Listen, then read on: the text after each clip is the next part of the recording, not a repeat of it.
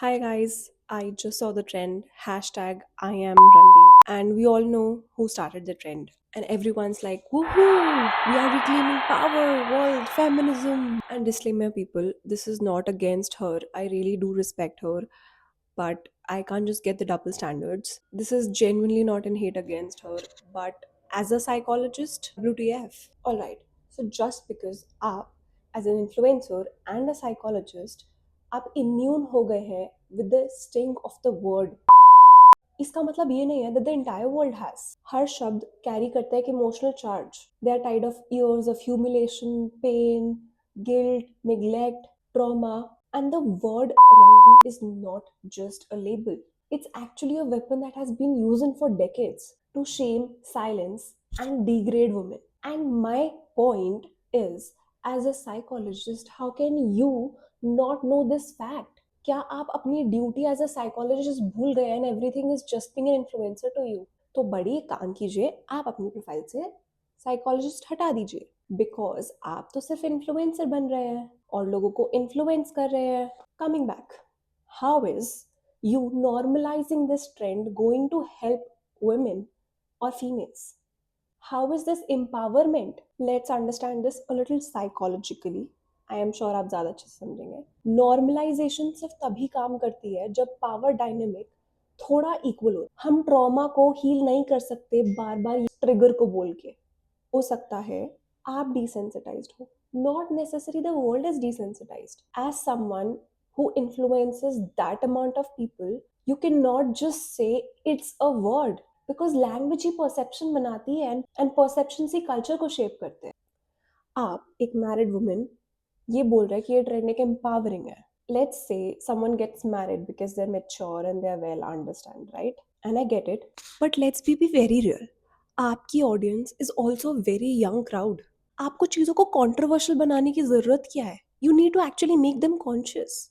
Is not for shock value. They don't understand, don't deal well with them. It's about shaping those values. एक ऐसी stage पे जहाँ पे उनको guidance चाहिए, उनको कंट्रोवर्शियल ट्रेंड्स नहीं चाहिए. बिकॉज एक्चुअली वो लोग जो ऑनलाइन देखते हैं वो उसको सच मान लेते हैं. And when someone says hashtag I am रंडी, उनके लिए वो एम्पावरमेंट है. They don't here the nuisance intention behind that word. उनको सिर्फ वो वर्ड सुनाई देता है. आधे लोग इस ट्रेंड को फॉलो कर रहे, दे डोंट इवन अंडरस्टैंड कि उस ट्रेंड को क्यों फॉलो कर रहे हैं. Group think, I am sure as a psychologist everyone knows what a group think is.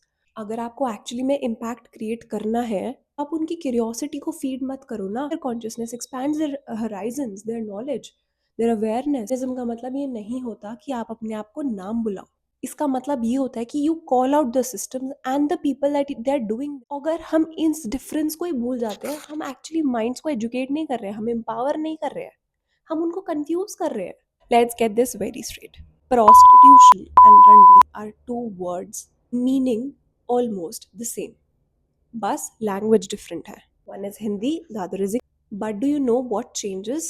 The tone, the intention and the conditioning. जब एक आदमी इस शब्द को यूज करता है, it is not about the job, it's about the humiliation.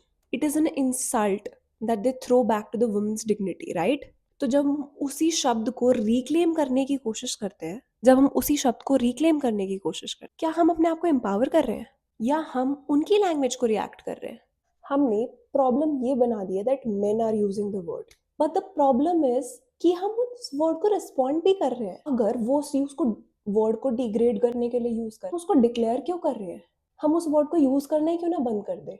Y can't we rise above think कि हमें कुछ प्रूव नहीं करना है? Why are we trying to prove something और जस्टिफाई समथिंग? एम्पावरमेंट कंपटीशन तो नहीं है ना, it is a conscious evolution. यार फेमिनिज्म कब से एक लड़ाई बन चुकी है. ये कोई बैटल फील्ड थोड़ा ना यार कि जो चीखेगा उसको ज्यादा अच्छा रिस्पॉन्स मिल पाएगा. इसका ये मतलब it's almost like what the men did, I will do it better and I will do it louder. Why can't it be I be someone that you can't even imagine? Equality का मतलब reverse revenge कब से होने लग गया है? उसका मतलब तो अवेयरनेस था ना. अंडरस्टैंडिंग बनती है to come above those points, not shouting over those points. तो instead of maybe proving, हम ऐसे नहीं कर सकते that we ask ourselves how can we be better and how can we promote it better? यार real empowerment competition तो नहीं है ना, कॉन्शियस एवोल्यूशन है ना. तो मे बी शायद instead of fighting to normalise the word that comes from hate, we can normalise trying to be a better human. Feminism reacting तो नहीं है ना, it's about redefining. It's not कि हमें आदमियों से ज्यादा चीख के चला के चीजों को बोलना है। It's about speaking more sense than the noise that's around us. क्योंकि अगर हमारी लड़ाई पूरी की पूरी इस पॉइंट पे है that they use the word and they speak the word that's in their vocabulary, then लड़ाई तो अभी भी चल रही है ना। एंड हम पैटर्न्स को चेंज नहीं कर रहे हैं, हम उसको बस फ्लिप कर रहे हैं। हमने खुद ही बोला ना, आपने खुद ही बोला ना कि वर्ड्स हैव पावर। आज भी उनकी वोकैबुलरी को और पावर क्यों दे रहे हैं? Feeding into the same endless loop. See as a psychologist, basic behavioural pattern है, आप गूगल भी कर सकते हैं। एक बच्चा एक टैंट्रम थ्रो करता है, उसके पेरेंट्स को ये बोला जाता है कि आप उसके बिहेवियर को रीइंफोर्स मत कीजिए by listening to what they are saying. हम उसको इग्नोर करते हैं जब तक they don't communicate the right way, and then you respond. That is how change is possible, not by reacting, but by redirecting the energies. तो apply the same logic here. अगर एक word एक hate से born हुआ है, तो हम उसको रिस्पॉन्ड क्यों कर रहे हैं, उसको रिपीट क्यों कर रहे हैं, उसको रीब्रांड क्यों कर रहे हैं, उसको पावर देना ही बंद कर देते हैं ना। Maturity isn't reclaim language, no. It is refusing to even operate in that frequency. Empowerment reacting से नहीं आती है, wiser respond करने से आती है. It was never a battle of genders. It was meant to balance the humanity. It's a reminder कि equality का मतलब ये नहीं है जो आदमी कर रहा है हम उसको कॉपी करेंगे। About creating a space for women जहाँ वुमेन को कभी अपने आप को डिफेंड भी ना करना पड़े। और हाँ, वुमेन होती है sophisticated, more creative than men, but उन ट्रेड्स को हैशटैग या ट्रेंड्स की जरूरत नहीं है। They automatically show in the way that we carry ourselves in our conversations. कैसे अपनी नेक्स्ट जनरेशन को बड़ा कर रहे हैं, हम कैसे क्रिएट करते हैं, कैसे नर्चर करते हैं।